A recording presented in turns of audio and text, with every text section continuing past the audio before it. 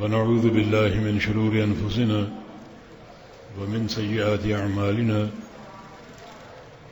من يهده الله فلا مضل له ومن يضلل فلا هادي له وأشهد أن لا إله إلا الله وحده لا شريك له وأشهد أن محمدا عبده ورسوله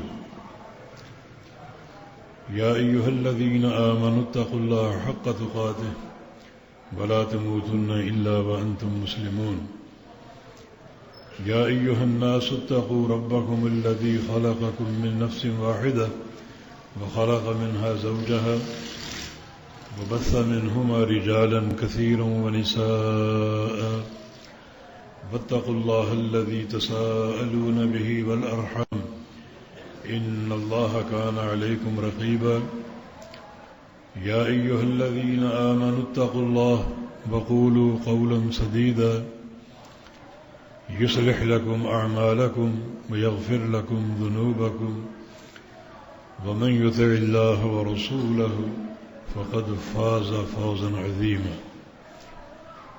أما بعد فإن أصدق الكلام كلام الله وأحسن الهدي هدي محمد صلى الله تعالى عليه وسلم وشر الأمور محدثاتها وكل محدثة بدعة وكل بدعة ضلالة وكل ضلالة في النار من يطع الله ورسوله فقد رشد واهتدى ومن يعص الله ورسوله فقد ضل وغوى اللهم صل على محمد وعلى آل محمد كما صليت على إبراهيم وعلى آل إبراهيم إنك حميد مجيد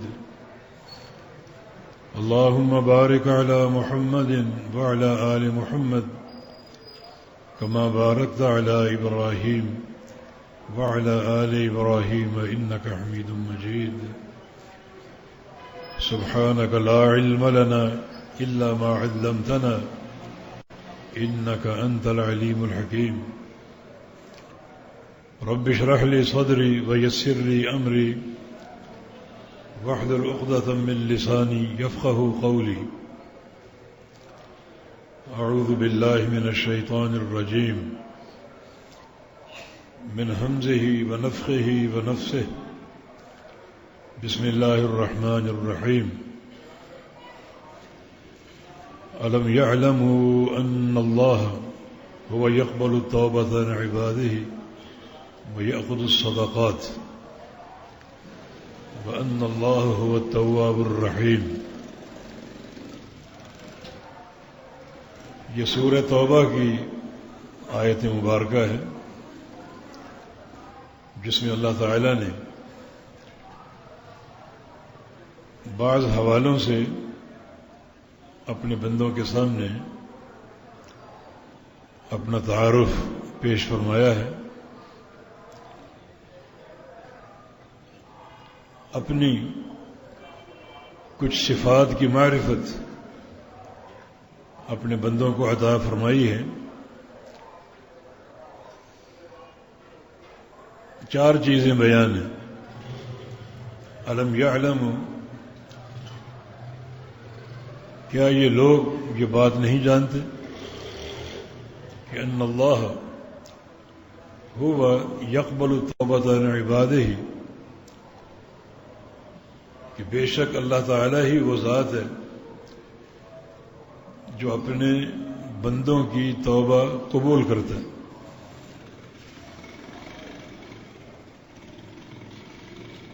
اس کے علاوہ کوئی توبہ قبول کرنے والا نہیں ہے.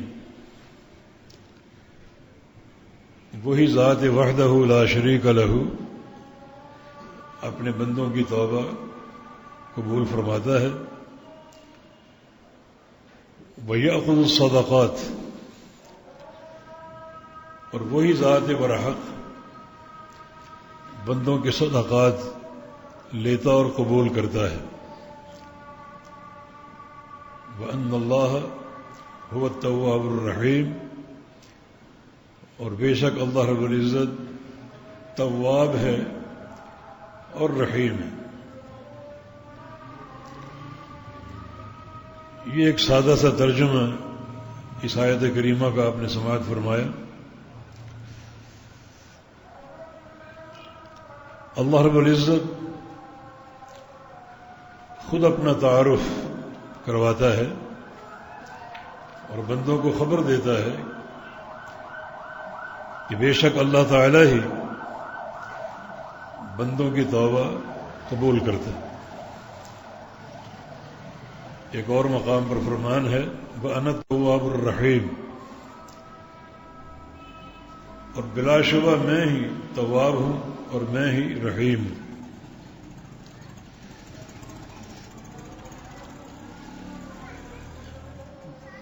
تواب کیا ہے؟ تواب عربی قواعد کے مطابق مبالغے کا صیغہ ہے جس میں کثرت کا معنی پایا جاتا ہے. اس کے 3 معنی ہیں کہ میں تواب ہوں، یہ صیغہ مبالغہ.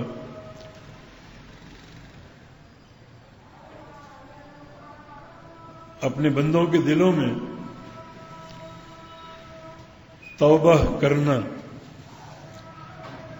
پیدا کرتا ہوں، ان کے دلوں میں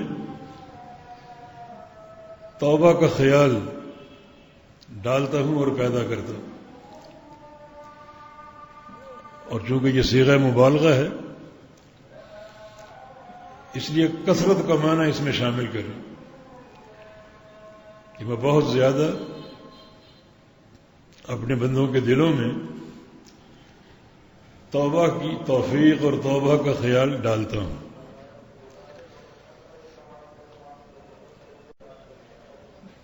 یہ صیغہ مبالغہ اس لیے ہے کہ ہر بندہ گناہگار ہے اور بندوں کی تعداد بہت زیادہ ہے اور ہر بندہ ایک بار نہیں 10 بار نہیں بار بار گناہ کرتا ہے. تو میں اسی کے مقابلے میں بار بار ان کے دلوں میں توبہ کی توفیق ڈالتا ہوں اور توبہ کا خیال ان کے دلوں میں پیدا کرتا ہوں. جس کثرت سے وہ گناہ کرتے ہیں اسی کثرت کے ساتھ میں ان کے دلوں میں توبہ کا خیال پیدا کرتا ہوں.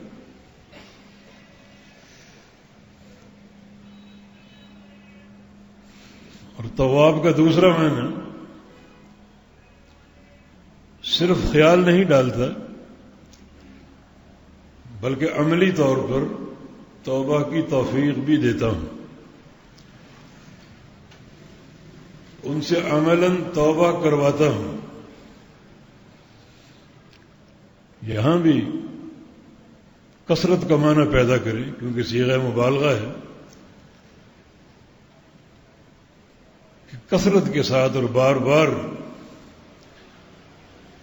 ان سے عملاً توبہ کرواتا ہوں.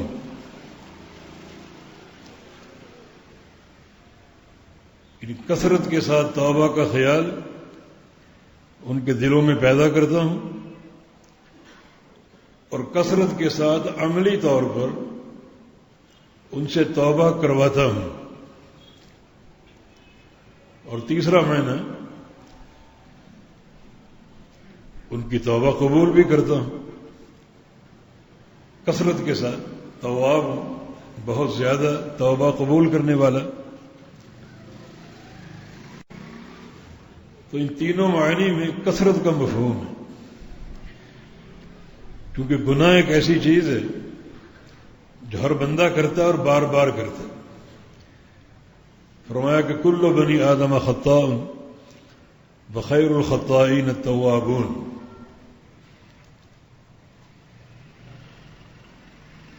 آدم علیہ السلام کی ساری اولاد خطا کار ہے اور سب سے بہترین گناہ گار وہ ہے خطا کار وہ ہے جو خطا کرتے ہی توبہ کر لے اور توبہ کے معاملے کو مؤخر نہ کرے، ملتوی نہ کرے، بلکہ فوری توبہ کر لے۔ یہاں بندوں کو بھی تواب کہا گیا۔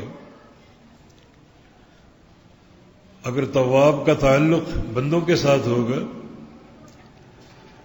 تو معنی ہوگا کثرت سے گناہ کرنے والے اور کثرت سے توبہ کرنے والے۔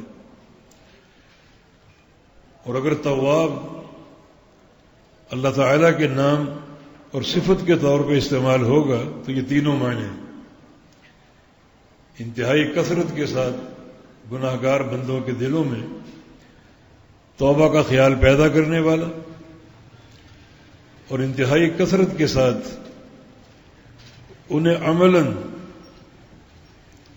ان سے عملاً توبہ کروانے والا، اور انتہائی کثرت کے ساتھ ان کی توبہ کو قبول کرنے والا۔ تو اللہ تعالیٰ نے خود اپنا تعارف یہ پیش کیا ہے،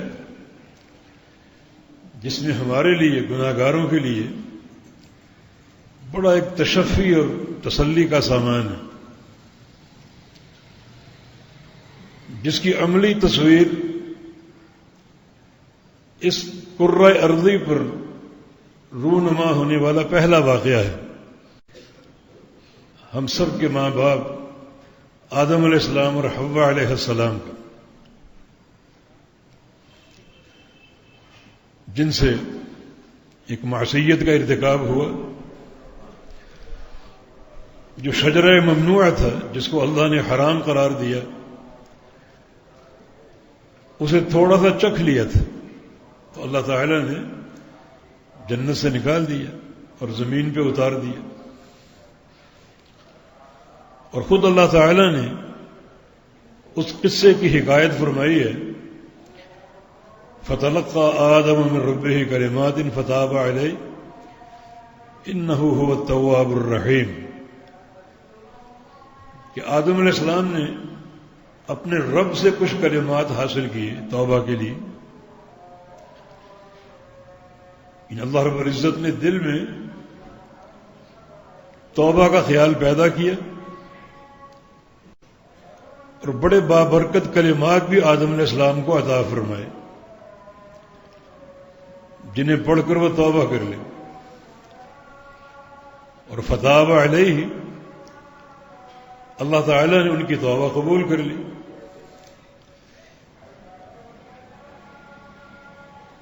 تو اس آیت کریمہ میں تواب کے سارے معنی ہیں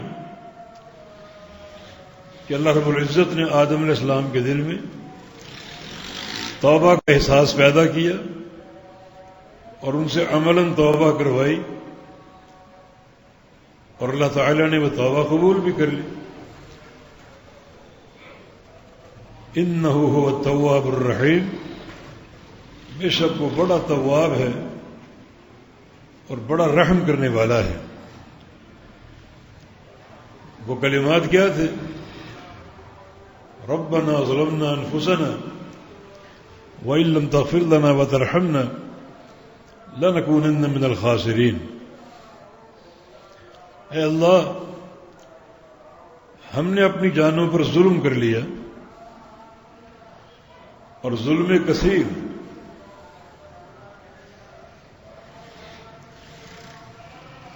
وہ ظلم کیا ہے؟ وہ ایک گناہ کا ارتکاب، جس درخت سے تو نے روکا تھا اسے ہم نے چکھ لیا اور کھا لیا، یہ ظلم ہے، ظلم عظیم۔ وَإِن لَّمْ تَغْفِرْ لَنَا وَتَرْحَمْنَا، اور اگر تو نے ہمیں نہ بخشا اور ہم پر رحم نہ فرمایا، لَنَكُونَنَّ مِنَ الْخَاسِرِينَ، تو ہم بہت بڑے خسارہ پانے والوں میں سے ہو جائیں گے۔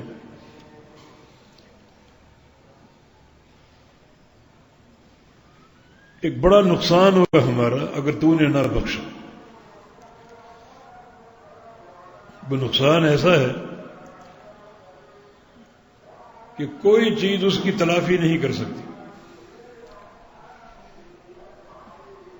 وہ نقصان اللہ تعالیٰ کی بخشش اس کی رحمت سے پورا ہوگا. ہم سے ظلم ہو گیا، زیادتی ہو گئی، اور اس گناہ کا ارتکاب کر بیٹھے. اب تیری بخشش اور رحمت کے طالب ہیں، اگر تو نے نہ بخشا اور نہ رحمت کی تو بڑا ایک خسارہ اور نقصان اس کے ہم متحمل ہو جائیں گے، جس کی کوئی تلافی کی صورت نہیں ہے.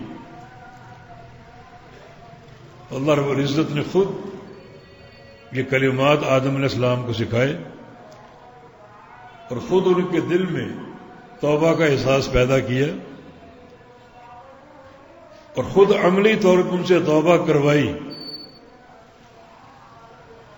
اور آدم علیہ السلام نے کی اور اللہ نے ان کی توبہ قبول کر لی. بے شک وہ تواب اور رحیم ہے. تواب کا معنی خوب توبہ قبول کرنے والا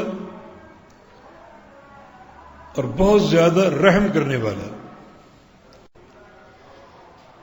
اس کی رحمت کی شدت کا تقاضا یہی ہے جو اس نے ایک مقام پر فرمایا، قل یا عبادی الذین اسرفوا علی انفسهم لا تقنطوا من رحمت اللہ ان اللہ یغفر الذنوب جميعا.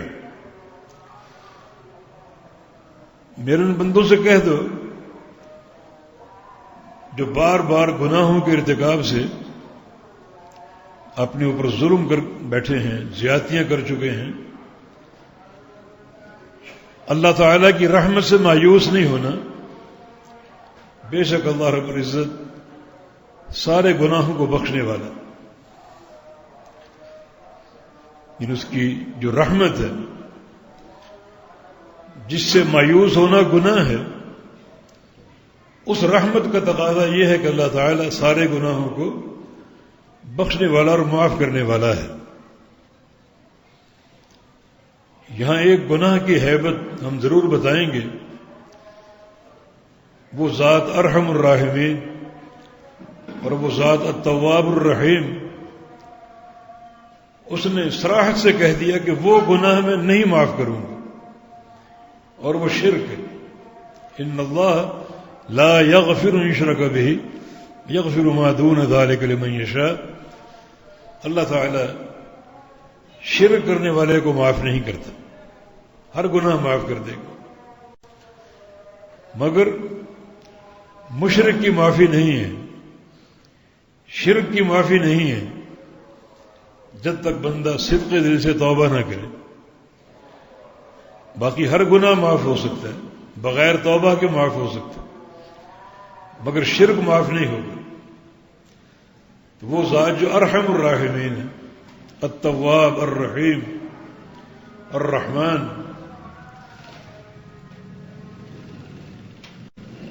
جس کا بندوں سے پیار ماں کے پیار سے بڑھ کر ہے،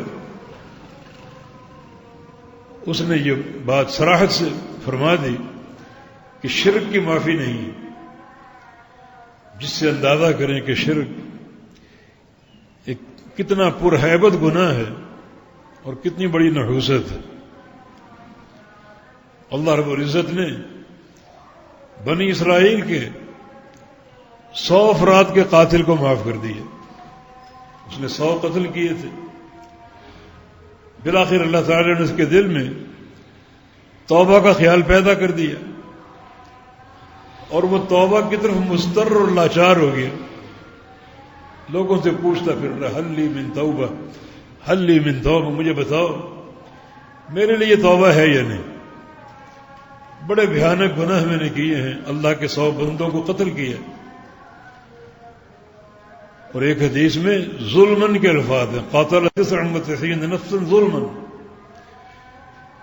اس نے 99 قتل کیے تھے ظلم اور بربریت کے ساتھ، کوئی قصاص یا بدلے کے طور پر نہیں، بلکہ ظلم کے ساتھ اور بربریت کے ساتھ اس 99 قتل کیے تھے.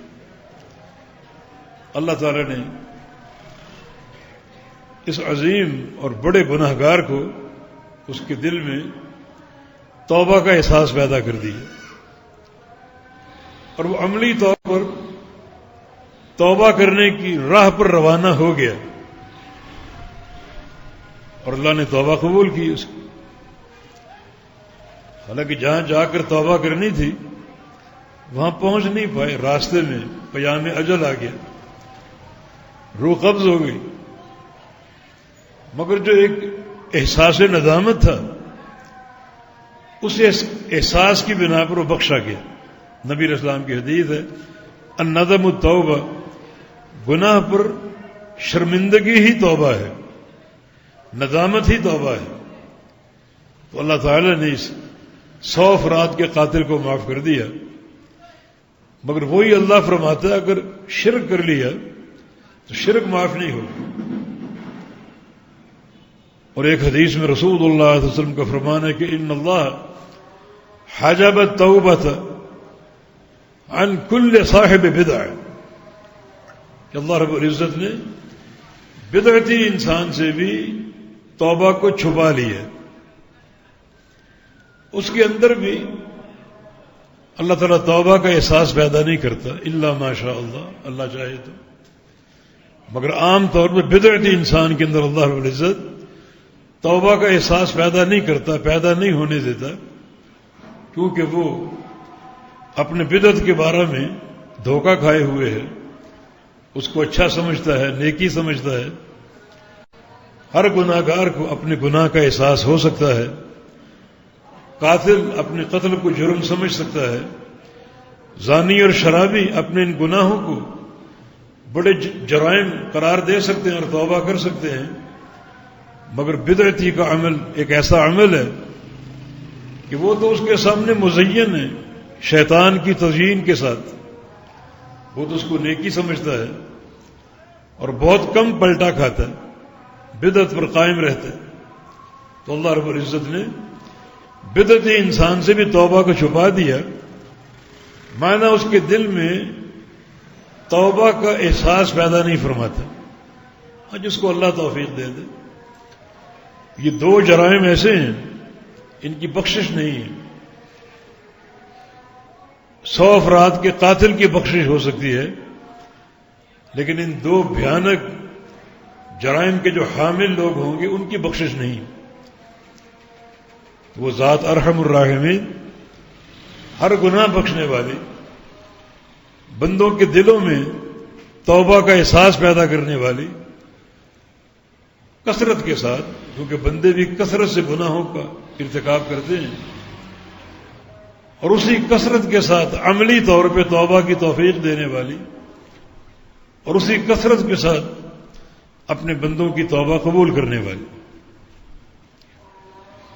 اور یہ معاملہ ایسا ہے جو ہمیشہ مد نظر رہنا چاہیے.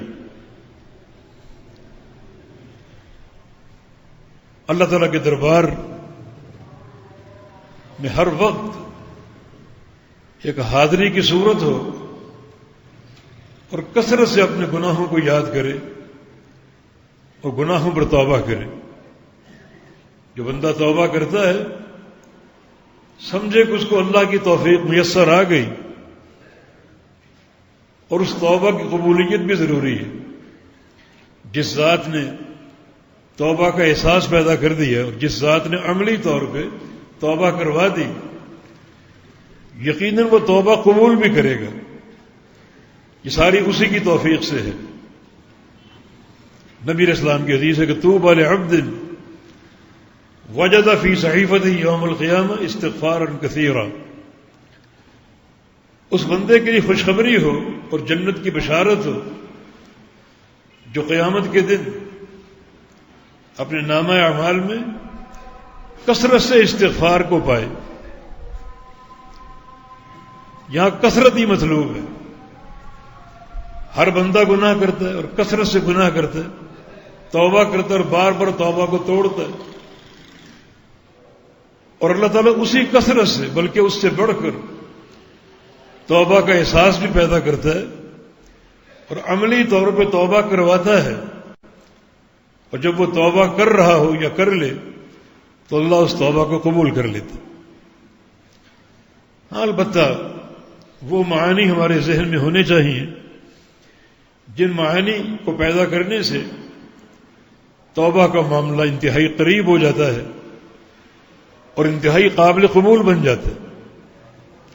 مثلا عقیدہ توحید کی قوت.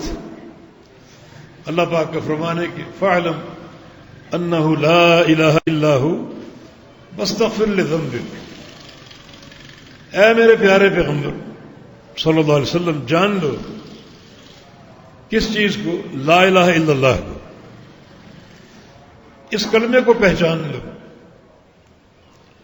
لا الہ الا اللہ کو جان لو، پہچان لو، اس کے معنی کو سمجھ لو. اس کلمے کے اندر موجود نفی اور اس بات کے عقیدے کو اور یہ دو ارکان جو ہیں انہیں بخوبی جان لو. رکن نفی کیا ہے؟ لا الہ، کوئی معبود نہیں ہے، نہ کوئی زندہ، نہ کوئی مردہ، نہ زمین پر، نہ اوپر، نہ نیچے. اور الا اللہ رکن اس بات ہے، صرف اللہ رب العزت وہی معبود برحق ہے، باقی کوئی معبود نہیں. اور جو لوگوں نے بنا رکھے ہیں سارے باطل اور جھوٹے ہیں. پہلے اس بات کو جان لو. اچھی طرح جاننے کے بعد، پہچاننے کے بعد واستغفر لذنبک، پھر استغفار کرو اپنے گناہوں سے. لیکن گناہوں کے استغفار سے قبل ضروری ہے کہ اس کلمے کو جان لو اور پہچان لو، جس کا معنی ہے قبولیت توبہ کے لیے توحید ضروری ہے. نفی و اثبات ہے. نفی کی توحید یہ کہ اللہ تعالیٰ کے علاوہ کوئی معبود نہیں ہے. اس بات کو پوری قوت سے جان لو اور پہچان لو. اور اس باتی توحید یہ کہ سچا اور حق معبود صرف اللہ رب العزت ہے اور کوئی نہیں. اچھی طرح جان لو اور پہچان لو. اس کے بعد استغفار کرو تو اللہ رب العزت آپ کے استغفار کو قبول کر لے گا. معنی توحید کی معرفت کے بغیر توبہ اور استغفار قبول نہیں ہوتے. بندہ لاکھ بار توبہ کر لے مگر اس کے عقیدے میں یا اس کے عمل میں کسی طرح کا شرک ہے، چھوٹا ہو یا بڑا ہو، اس کی موجودگی میں نہ توبہ قبول ہے نہ استغفار قبول. اس بندے کے لیے بخشش نہیں ہے، نہ شرک کی معافی ہے اور نہ شرک کی موجودگی میں اس کی توبہ کی قبولیت ہے. مانا کوئی گناہ نہیں بخشا جائے گا جب تک اس کے اندر شرک موجود ہے. تو توحید اور اس کی معرفت ضروری ہے توبہ اور استغفار سے قبل. تو اس کلمے کو جان لو اور پہچان لو. خالی کلمے کا ورد کافی نہیں ہے بلکہ اس کی معرفت ضروری ہے. یہ کلمہ اسلام اور کفر کے مابین حائل ہے. کائنات کی سب سے بڑی گواہی اللہ کی توحید کی گواہی ہے. جب تک اس گواہی کو جانو گے نہیں تو اس کلمے کا کیا فائدہ؟ سارے اعمال کی قبولیت کا مدار اس کلمے پر ہے، توحید پر ہے. تو توبہ اور استغفار کی قبولیت بھی توحید کے ساتھ مشروط اور مقرون ہے. اگر عقیدے میں بگاڑ ہے یا عمل میں شرک داخل اور شامل ہے تو اللہ رب العزت نہ شرک کو معاف کرے گا اور نہ اس کی موجودگی میں کوئی دوسرا گناہ معاف کرے گا. توبہ ہی نہیں قبول ہوگی. تو معافی کا کیا سوال؟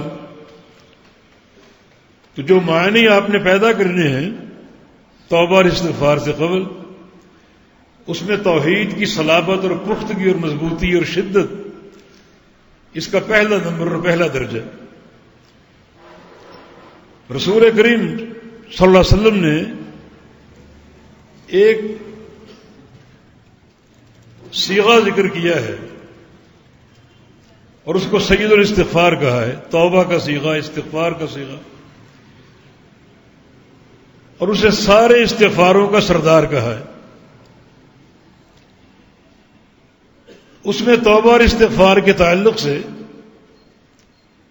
8 معانی کا ذکر ہے اور یہ صیغہ سب کو یاد ہونا چاہیے. صحیح بخاری میں یہ وارد ہے، اور اس کی ایک فضیلت بھی ہے، ان استغفار کے ساتھ ساتھ ایک فضیلت بھی ہے۔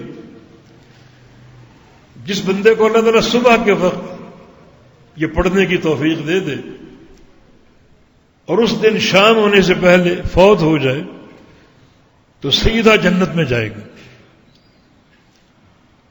اور اگر اللہ تعالیٰ شام کو پڑھنے کی توفیق دے دے اور صبح سے قبل وہ فوت ہو جائے تو سیدھا جنت میں جائے گا۔ یہ شریعت کی ایک سماحت اور وسعت ہے، بہت بڑی برکت، اور ہمارے خالق اور مالک کی رحمت کی شدت ہے کہ اس نے ایسے کلمات بنا کر عطا فرما دیے جن کلمات کے دامن میں گناہوں کی معافی بھی مذکور مخفی ہے، اور جن کلمات کی ادائیگی سے جنت کا داخلہ بھی یقینی ہے۔ وہ معنی کیا ہے؟ اللہم انت ربی، اے اللہ تو ہی میرا رب ہے۔ بندہ اللہ تعالیٰ کے تعارف کے ساتھ اللہ تعالیٰ کو اپنا تعارف کرا رہا ہے کہ یا اللہ میرا عقیدہ، میرا منہج اور میری سوچ اور فکر کا محور یہ ہے کہ تو ہی میرا رب ہے اور کوئی نہیں۔ جب تو ہی رب ہے تو اور کس کے پاس جاؤں؟ اور جب تیرے پاس آ چکا ہوں تو پھر میں تیری بخشش اور رحمت کا ایک سوالی بن کر آیا ہوں۔ اب یہ جھولی خالی نہ لوٹے کہ تو ہی میرا رب اور کوئی رب نہیں۔ لا الہ الا انت، تیرے سوا کوئی معبود نہیں۔ جب تجھے رب مان لیا تو رب ہی معبود ہوتا ہے۔ رب کا معنی پیدا کرنے والا، رب کا معنی روزی دینے والا، رب کا معنی سارے امور کا مالک، رب کا معنی مدبر، تدبیر کرنے والا اور سارے امور کا تصرف کرنے والا۔ یہ سب کچھ تو ہے۔ جب تو ہے تو پھر لا الہ الا انت، تیرے سوا کوئی معبود نہیں ہے۔ جو رب ہے وہ معبود ہے، جو خالق اور مالک ہے وہ معبود، اور پوری کائنات کا خالق اور مالک تو ہے۔ مجھے بھی تو نے پیدا کیا تو تو ہی میرا معبود ہے۔ یہ دوسرا معنی ہے توبہ اور استغفار کی قبولیت کو قریب کرنے والا اور یقینی بنانے والا۔ اللہم انت ربی لا الہ الا انت خلقتنی، تو نے مجھے پیدا کیا، تو میرا خالق ہے۔ وانا عبدک، اور میں تیرا بندہ ہوں، تیری نوکری اور چاکری کرنے والا ہوں، تیرے احکام کا پابند ہوں، تیرے احکام کے سامنے اپنے آپ کو جھکانے والا ہوں، تیرا بندہ ہوں، مملوک ہوں، مقہور ہوں، تیرے سامنے اپنے آپ کو جھکانے والا ہوں۔ وَأَنَا عَلَىٰ عَهْدِكَ وَوَعْدِكَ مَا اسْتَطَعْتُ، اور اے اللہ جتنی مجھ میں طاقت ہے میں تیرے عہد کو پورا کرنے والا ہوں، جو تیری عائد کردہ ذمہ داریاں ہیں انہیں نبھانے والا اور ادا کرنے والا، جتنی مجھ میں طاقت، بقدر طاقت تیرا فرمانبردار، تیری اطاعت کرنے والا اور تیرے عہد پر چلنے والا، تیرے عہد کو قبول کرنے والا اور پورا کرنے والا اپنی طاقت کے وقت۔ ابوء لک بنعمتک علی، اس کے ساتھ ساتھ ایک اعتراف ہے کہ میرے پاس جو نعمتیں ہیں وہ تیری طرف سے ہیں، تیری عطا کردہ ہیں۔ ہر نعمت دینے والا تو ہی ہے، تو میرے پاس تیری نعمتوں کی بڑی ایک وسعت اور کشادگی ہے۔ وہ ابوء بذنبی، اور ان نعمتوں کے مقابلے میں میرے پاس کیا ہے؟ میں نے تجھے کیا دیا سوائے گناہوں کے؟ گناہ دیے۔ تیری طرف سے نعمتیں ہی نعمتیں ہیں، میری طرف سے گناہ ہی گناہ ہیں، کہ گناہوں کی کثرت۔ ہر بندہ گناہ گار، اور بعض اوقات گناہوں کا احساس تک نہیں ہوتا۔ کسی دوست کے ساتھ آپ بیٹھے ہوں، گپ شپ کر رہے ہوں، گھنٹہ بیٹھے آدھا گھنٹہ بیٹھے، اس دوران کتنے گناہوں کا ارتکاب آپ نے کر ڈالا، نظریں آپ کی کہاں کہاں گئی، زبان پر کیا کیا الفاظ آئے، کانوں سے کیا کچھ سنا، اور کس قسم کے افکار اور سوچ اور عزائم آپ کے دل میں پیدا ہوئے، بندوں کو اس کا احساس ہی نہیں۔ تو اے اللہ میری طرف سے گناہ ہی گناہ ہے اور تیری طرف سے انعام ہی انعام ہے، تیری طرف سے نعمتیں ہی نعمتیں ہیں۔ ابوء لک بنعمتک علی وابوء بذنبی، میری طرف سے گناہ ہی گناہ ہے، کثرت سے گناہ۔ فاغفر لی، مجھے بخش دے، انہ لا یغفر الذنوب الا انت، تیرے علاوہ کوئی بخشنے والا نہیں۔ یعنی یہ ایک بڑے اہم اور ٹھوس عقیدے کا اقرار ہے کہ گناہوں کو تو ہی بخشنے والا اور کوئی نہیں، تو ہی گناہوں کو معاف کرنے والا، توبہ قبول کرنے والا، توبہ کا خیال بھی تو ہی پیدا کرتا ہے، عملاً توبہ تو ہی کرواتا ہے۔ جب یہاں تک لے آیا اور میں توبہ کر رہا ہوں تو یا اللہ اس توبہ کو قبول فرما لے، تیرے علاوہ کوئی بخشنے والا نہیں۔ یہ چھوٹا سا استغفار کا صیغہ جس کو سید الاستغفار کہا گیا ہے، سارے استغفاروں کا سردار ہے، اس میں وہ سارے معانی موجود ہیں جو توبہ کے معاملے کو قریب کرنے والے۔ بندے کا اقرار کہ اللہ تعالیٰ خالق اور مالک ہے، بندے کا اقرار کہ اللہ ہی میرا رب ہے، بندے کا اقرار کہ اللہ تعالیٰ کے سارے احکامات کو ماننے کا پابند ہوں اور اپنی طاقت کے بقدر ماننے کی کوشش کرتا ہوں، اور بندے کا اقرار ہر نعمت اللہ کی عطا کردہ ہے، اور بندے کا اقرار کہ میں تو نرا گناہ گار ہوں اور بڑا گناہ کرنے والا اور انتہائی فسق و فجور کا ارتکاب کرنے والا، اور اللہ تعالیٰ بار بار بخشنے والا۔ میرا کام بار بار گناہ کرنا ہے اور بار بار توبہ کرنا ہے، اور اللہ کا کام بار بار توبہ کی توفیق دینا اور توبہ کو قبول کر لینا۔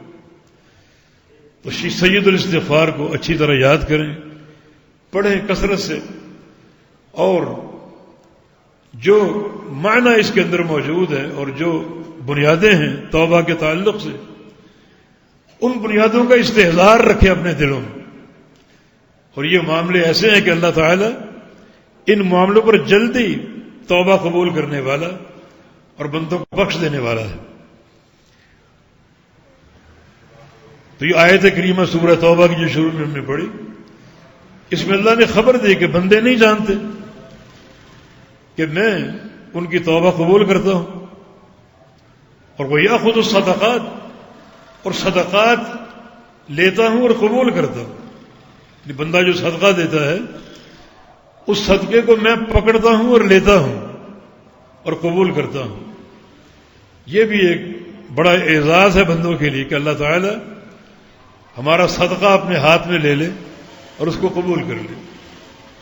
ان صدقہ کو قبول کرنے کے جو طریق ہے منفرد ہے، نمازیں قبول ہوتی ہیں، روزے قبول ہوتے ہیں، مگر صدقہ کی قبولیت یہ ہے کہ اللہ تعالی صدقہ اپنے ہاتھ میں لے لیتا، جیسا کہ نبی علیہ السلام کی حدیث ہے، من تصدق بصدقۃ من کسب طیب ولا يقبل اللہ الا طیبا، کہ جو بندہ اپنی حلال روزی سے اللہ کی راہ میں صدقہ دے اور اللہ حلال ہی قبول کرتا ہے، اگر حرام سے کما رہا اور صدقہ دیتا ہے تو وہ قابل قبول نہیں ہے، بلکہ وہ تو لعنت اور پھٹکار کا مستحق ہے۔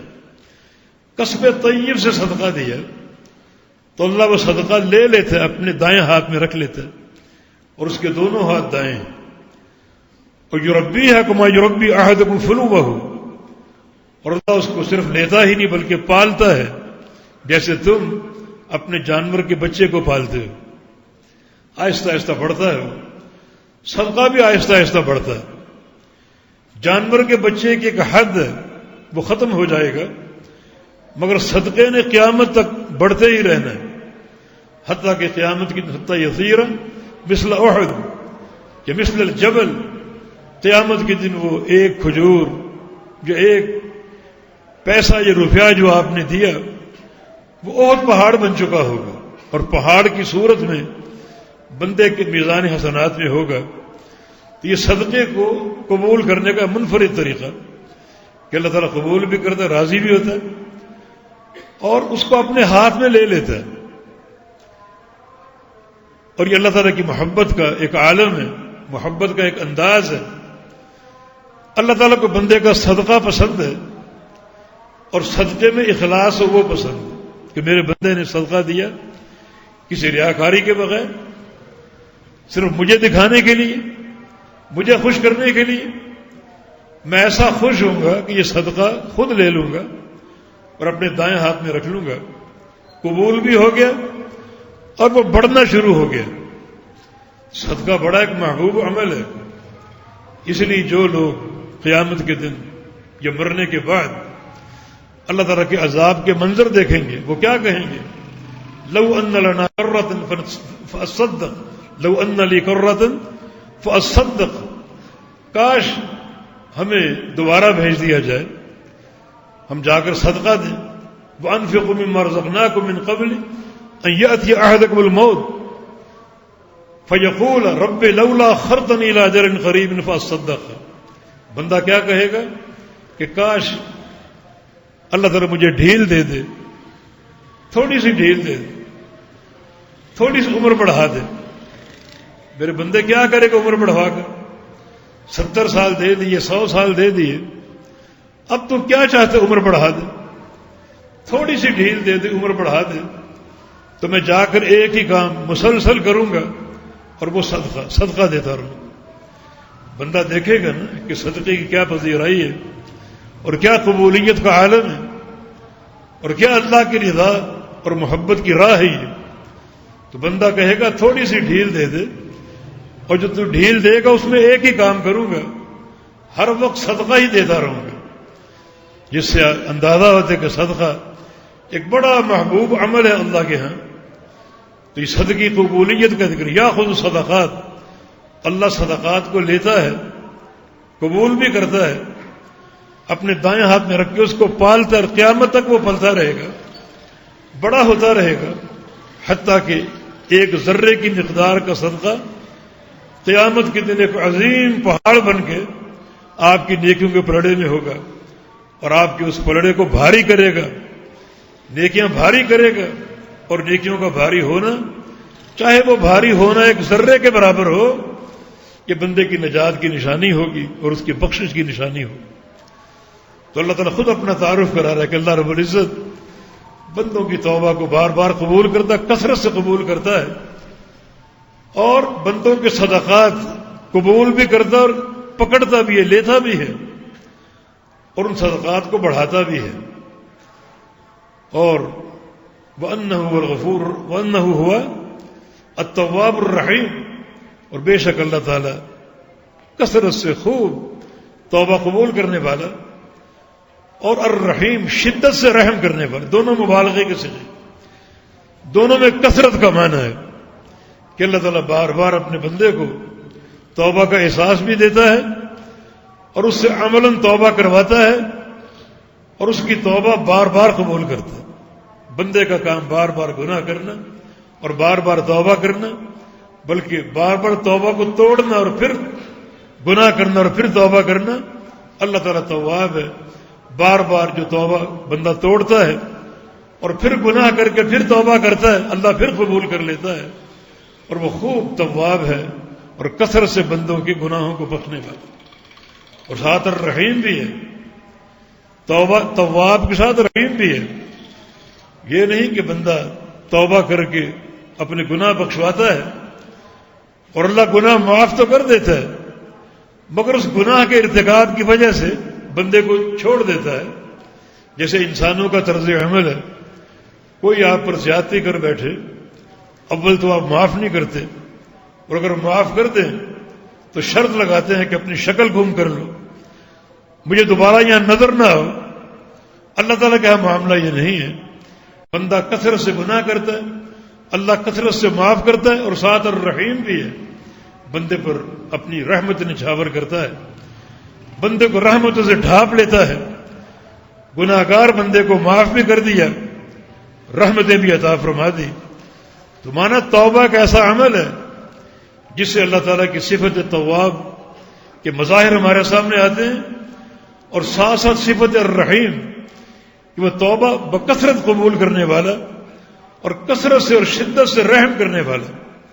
صحیح بخاری میں رسول اللہ صلی اللہ علیہ وسلم کی حدیث ہے لن يدخل احدکم عملہ الجنہ، کسی انسان کو اس کا عمل جنت میں داخل نہیں کرے گا الا برحمت اللہ، جب تک اللہ کی رحمت نہ ہو۔ تو یہ رحمت کے حصول کے جو بہت سے اسباب ہیں، ان میں سے ایک سبب ہے کہ گناہ گار بندہ بار بار توبہ کرے، کثرت سے توبہ کرے۔ جب وہ کثرت سے توبہ کرے گا تو اللہ تعالیٰ کو تواب بھی پائے گا، یعنی کثرت سے قبول کرنے والا، اور رحیم بھی پائے گا کہ شدت کے ساتھ اس پر رحم کرنے والا اور اپنی رحمت سے اس کو پورا کا پورا ڈھانپ دینے والا۔ یہ اللہ رب العزت کی ذات کی اور صفات کی معرفت، کہ ان معرفت کے ان خزانوں کو بندہ اگر سمیٹ لے، حاصل کر لے، تو یہ طے کرے کہ اس کا رب تعالیٰ کے ساتھ کیسا تعلق ہونا چاہیے۔ یعنی یہ نہیں کہ گناہوں پر صرف زور دے اور گناہوں کا ارتکاب کرے اور توبہ کے معاملے کو یا تو بھول جائے یا ملتوی رکھے، مؤخر کرتا رہے۔ نہیں، جو اس مقام پر اللہ رب العزت کی ایک رحمت اور اس کی جو ایک صفت توابیت ہے، جو اس کا ایک عالم ہمارے سامنے آتا ہے، تو اس کا تقاضا یہی ہے کہ بندہ اگر خطا کار ہو تو توبہ کے معاملے کو لیٹ نہ کرے، مؤخر نہ کرے۔ اللہ تعالیٰ ایسا بندوں پر رحم کرنے والا۔ ایک حدیث میں رسول اللہ صلی اللہ علیہ وسلم کا فرمان ہے کہ جو بندہ گناہ کرتا ہے تو اللہ تعالیٰ فرشتوں سے کہتا ہے اس گناہ کو مت لکھو، 6 پہر انتظار کرو، 6 پہر۔ اگر 6 پہر کے اندر میرا بندہ توبہ کر لے، لکھنے کی ضرورت نہیں ہے اور اس کے نامہ اعمال کو سیاہ کرنے کی ضرورت نہیں ہے۔ 6 پہر انتظار کرو، صبح کا ایک پہر ہے تو پھر دوپہر، پھر سپہر، پھر شام ایک پہر، پھر رات ایک پہر۔ وہ 24 گھنٹے انتظار رہتا ہے کہ بندہ توبہ کر لے، ابھی توبہ کر لے، ابھی توبہ کر لے۔ اور اگر 6 پہر گزر جائیں اور وہ توبہ نہ کرے، پھر اللہ تعالیٰ فرماتا ہے ایک ہی گناہ لکھ لو۔ اور آگے بھی بندے کی توبہ کا انتظار رہتا ہے۔ اللہ تعالیٰ خوب بخشنے والا، بندے کو جب بھی توبہ کا احساس آ جائے وہ اللہ کی توفیق ہوگی، اور بندہ عملاً توبہ کا منہج اختیار کر لے وہ بھی اللہ کی توفیق ہوگی۔ اور اللہ جب یہاں تک لے آیا تو توبہ کرنے والے کی توبہ کو بھی نہ صرف یہ کہ قبول کرے گا بلکہ اپنے اس بندے کو اپنی رحمت اور محبت سے ڈھانپ لے گا۔ اللہ افرح بتوبۃ عبدہ، اللہ تعالیٰ کو سب سے زیادہ خوشی اس وقت ہوتی ہے جب اس کا بندہ توبہ کرتا ہے، سب سے زیادہ خوشی۔ اور بندے کے لیے ایک محبت اور ایک اعزاز و اکرام جب بندہ توبہ کرتا ہے، توبہ قبول بھی ہوتی ہے، محبتیں ملتی ہیں، رحمت کے خزانے ملتے ہیں اس عمل سے۔ وہ لوگ انتہائی شقی ہیں، بدبخت ہیں، جو گناہ تو کرتے ہیں بڑی جرت کے ساتھ مگر توبہ کے معاملے کو فراموش کیے بیٹھے ہیں اور اس کو مؤخر کرتے ہیں۔ اس کے لیے سوچتے ہیں کہ 10 سال بعد کر لیں گے، ریٹائر ہوں گے پھر کر لیں گے، بڑھاپا آئے گا پھر کر لیں گے۔ نہیں، کسی شخص کے ماتھے پر اس کی عمر تحریر نہیں ہے کہ اس نے کب تک جینا ہے اور کتنا زندہ رہنا ہے۔ جو ہی گناہ کا ارتکاب ہو جائے، یہ فطرت انسانی ہے، تو توبہ کو مؤخر نہ کرے۔ جو نصوص ہمارے سامنے آتے ہیں اس کی شدت رحمت کے اور اس کی بخشش کی کثرت کے، ان کا تقاضا یہی ہے کہ ان سارے مواقع سے بھرپور فائدہ اٹھایا جائے اور بندہ ان توبہ کے معاملے کو ملتوی کر کے ایک شقاوت اور محرومی خریدنے کی کوشش نہ کرے بلکہ اللہ تعالیٰ کے ان بندوں میں شامل ہو جائے جن میں انابت ہو اور توبہ اور استغفار کی کثرت ہو، کہ وہ بندے جنت کے مستحق ہیں کہ قیامت کے دن جب ساری مخلوقات کے سامنے ان کا اعمال نامہ کھولا جائے تو کثرت سے اس میں استغفار ہو، ہر سطر پر استغفار ہو، ہر صفحے میں استغفار بھرا ہو، اس کے لیے بشارتیں ہی بشارتیں۔ تو اللہ تعالیٰ ہمیں اس منہج توبہ کا فہم عطا فرما دے اور ہماری جو ہے وہ توبہ اللہ تعالیٰ اس کی توفیق بھی ارزاں فرما دے، عملاً توبہ کرنے کی توفیق بھی دے دے، اور جب بھی توبہ کرے اللہ تعالیٰ قبول کر لے۔ ہم خطا کار ہیں اور بار بار خطا کرنے والے، اور اللہ تعالیٰ تواب ہے اور بار بار توبہ کی توفیق دینے والا اور بار بار توبہ قبول کرنے والا۔ اللہ تعالیٰ ہمارے ساتھ اپنی محبت، رحمت اور جو توابیت کے تقاضے ہیں وہ پورے فرماتا رہے، اور اللہ تعالیٰ ہم سے راضی ہو اللہ تعالیٰ کی رحمتیں حاصل ہوں اور اس کی محبتیں حاصل ہوں، اس کی توحید کے ساتھ پوری وفاداری ہو اور اس کے پیارے پیغمبر صلی اللہ علیہ وسلم کی محبت اور آپ کی سنت، اس کا شوق اور ذوق ہو. یقین یہی بنیادیں ہیں کامیابی کی. والتوفیق بید اللہ تعالی. اقول قولی هذا واستغفر اللہ لی ولکم وآخر دعوانا ان الحمد للہ رب العالمین. الحمد للہ والصلاة والسلام علی رسول اللہ وبعد. بہت سے ساتھیوں نے اپیل بھیجی ہے دعا کے لیے. اللہ تعالیٰ تمام بیمار بھائیوں اور بہنوں کو صحت کاملہ عاجلہ اور دائمہ عطا فرماتے. سترہ کے تعلق سے پوچھا گیا نمازی کے لیے سترہ جب نماز پڑھے تو اپنے سامنے سترہ رکھے، یعنی جو جیسے اونٹ کی کوہان ہے اس کے برابر ایک لمبی چیز ہو 1-1.5 فٹ کی، اور پھر نماز پڑھے. اور پھر جب سترہ رکھا ہو تو آگے سے کوئی گزرتا ہے تو نماز میں کوئی خلل نہیں پڑے گا اور نماز وہ انشاءاللہ قابل قبول ہوگی. سترہ کا اہتمام کیا کیجیے. 1-2 غلطیاں جو ہم کرتے ہیں، مثلا ہم نے سلام پھیرا اور دیکھا کہ ہمارے پیچھے ایک بندہ نماز پڑھ رہا ہے، وہ آپ کو سترہ بنا چکا ہے، تو آپ کو صبر کرنا چاہیے اور بیٹھے رہیں. جب تک بیٹھے رہیں کہ اس کا اجر آپ کو ملے گا. اس نے آپ کو سترہ بنایا ہے تو سترے کو توڑے نہ اور جانے کی کوشش نہ کریں. یہ اس کے آگے سے گزرنا بھی ہو. نبی علیہ السلام کی حدیث ہے جب ایک بندہ نماز پڑھ رہا ہو تو آپ کو 40 انتظار کرنا چاہیے. 40 دن، 40 ہفتے، 40 مہینے، 40 سال یہ مبہم ہے. یعنی اتنا کھڑے رہو اور جانے کی کوشش نہ کرو. کوئی مصروفیت ہو صبر کر لو اور اس کی نماز ختم کرنے کا انتظار کرو. دوسری غلطی ہم یہ کرتے ہیں کہ بعض اوقات کوئی چیز پکڑ کے سترہ رکھ کے گزر جاتے ہیں. بھئی اگر یہ حل ہوتا تو اللہ کے نبی فرماتے کہ گزرنا چاہو تو سترہ آگے رکھ کے گزر جاؤ. یہ بھی غلطی ہے. نہیں، وہاں صبر سے انتظار کرو اور جب وہ نماز ختم کر لے تب گزرو. سترہ وہ ہے جو بندے نے خود اپنے آگے رکھا ہے، اور آپ اگر گزرنا چاہ رہے ہیں اور سترہ آگے رکھ کے گزر جائیں تو اس کا کوئی ثبوت نہیں ہے، بلکہ آپ کو وہاں انتظار کرنا چاہیے اور یہ انتظار بھی انشاءاللہ موجب اجر ہوگا. اللہ کے پیارے پیغمبر کی حدیث ہے اذا صلی احدکم فلیستتر بشیء. جب تم نماز پڑھ رہے ہو تو کسی چیز کو اپنا سترہ بنا کے نماز پڑھو. اور ایک حدیث میں ولیدنو منھا، سترے کے قریب ہو. جو اللہ کے نبی سترہ رکھتے اور سجدہ کرتے تو سجدہ آپ کے سر اور سترے کے مابین ایک بکری کے گزرنے کا ایک فاصلہ ہوتا. اتنا قریب آپ ہوتے. سترے کے قریب ہونا چاہیے، دور نہیں. اور سترے کا اہتمام اپنی زندگی کا حصہ بنائیے. بڑی اس کی تاکید وارد ہے. ہاں، جہاں اب اکیلے ہی ہوں اور کسی کے آگے وہاں آنے کا امکان نہ ہو، وہاں اگر آپ بغیر سترے کے پڑھ لیں تو یہ معاملہ جائز ہے. لیکن جہاں لوگوں کی آمد و رفت ہو اور لوگوں کے آنے کا گزرنے کا امکان اور احتمال ہو تو وہاں سترہ آگے رکھیے. اگر امام کے آگے سترہ ہے تو وہ سترہ سارے مقتدیوں کے لیے کافی ہے، پھر کوئی حرج نہیں. واللہ اعلم. یہ آج کا اعلان یہ کشمور میں ہمارے ایک ادارے کے لیے ہے. یہ کشمور شہر میں بحمد اللہ توحید کی پہلی اذان ہے اور پہلی دعوت. اللہ کا گھر بن چکا ہے اور بڑا مشکل ہے وہاں کام کرنا، لیکن ساتھیوں نے ہمت کی اور کام کا آغاز کر دیا. اس وقت 25 طلبہ وہاں پر مسافر موجود ہیں جو علاقے کے اور زیور علم سے آراستہ ہو رہے ہیں. تو وہاں آج تعاون کی آپ سے درخواست کی گئی ہے. یعنی مسجد کے ساتھ مدرسے کا کام بھی شروع کر دیا گیا ہے اور ڈی پی سی تک کا کام ہو چکا ہے. تو آج ساتھی آپ کے پاس آئے ہیں.